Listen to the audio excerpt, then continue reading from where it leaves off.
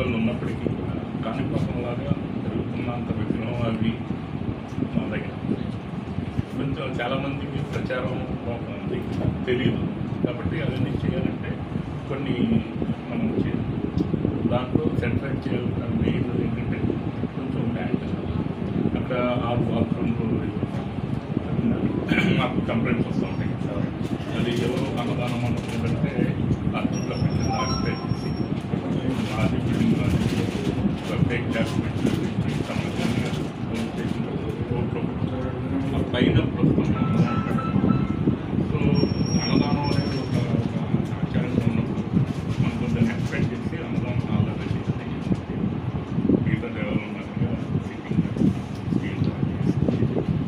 కాబట్టి రెండోది ఏంటంటే ఈ దేవాలయ నిర్మాణం అది ఎడ్యుకేషన్ అన్నదానం మూడు చేయాలి చాలా సులభంగా డెవలప్ తమ రూపంలో డెఫినెట్గా సిసిఎం దగ్గర మీటింగ్ ఫస్ట్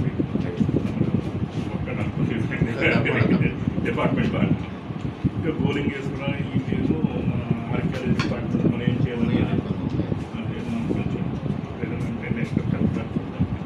లక్ష్మీనారాయణ దీని వరకు వచ్చేటప్పుడు ఇంకొక స్కీమ్ ఒకటి ఆలోచించారు. అనపర్తి నియోజకవర్గంలో 4 మండలాలకి సంబంధించి ధార్మిక సంస్థలు కానీ దేవాలయాలు కానీ 60 ఉన్నాయి. ఈ 60లో అతిపెద్దది అతి ఎక్కువ ఆదాయం వచ్చేది లక్ష్మీ గణపతి ఆలయం. మొన్నటి వరకు డీసీ టెంపుల్గా ఉన్నది ఇవాళ ఆర్జేసీ టెంపుల్ స్థాయికి దాని ఆదాయం వల్ల అది పెరగడం జరిగింది.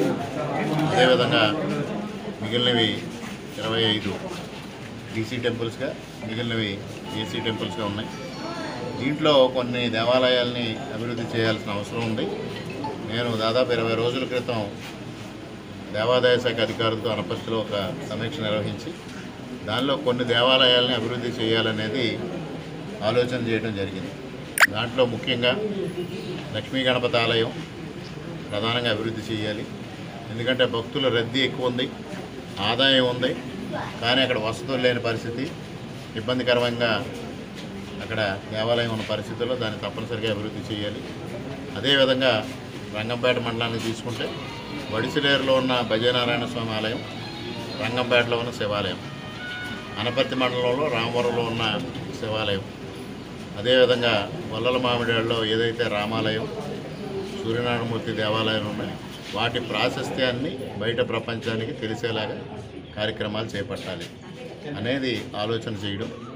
అదేవిధంగా పుట్టకొండలో లక్ష్మీ నరసింహస్వామి దేవాలయం ప్రాచీనమైన దేవాలయం, అది కూడా అభివృద్ధి చేయాల్సిన అవసరం ఉంది.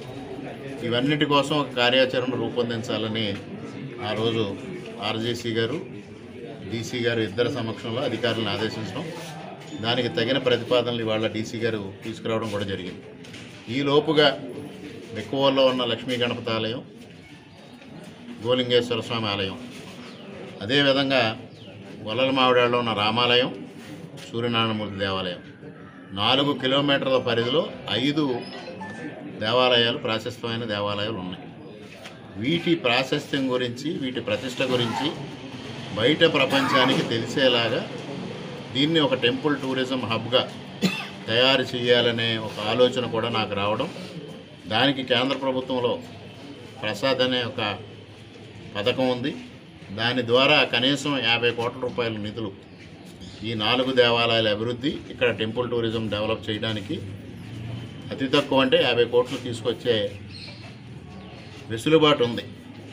దాన్ని ఉపయోగించుకొని, అంటే అది నిర్మాణానికి, దేవాలయ నిర్మాణానికి ప్రసాద్ స్కీమ్ కింద ఇవ్వరు. దేవాదాయ శాఖ నుంచి లక్ష్మీ గణపతి ఆలయాన్ని పునర్నిర్మాణం చేసి ప్రసాద్ స్కీమ్ ద్వారా దాన్ని అభివృద్ధి పరచడానికి నిధులు సాధించుకోవాలి ఈ 4 టెంపుల్స్.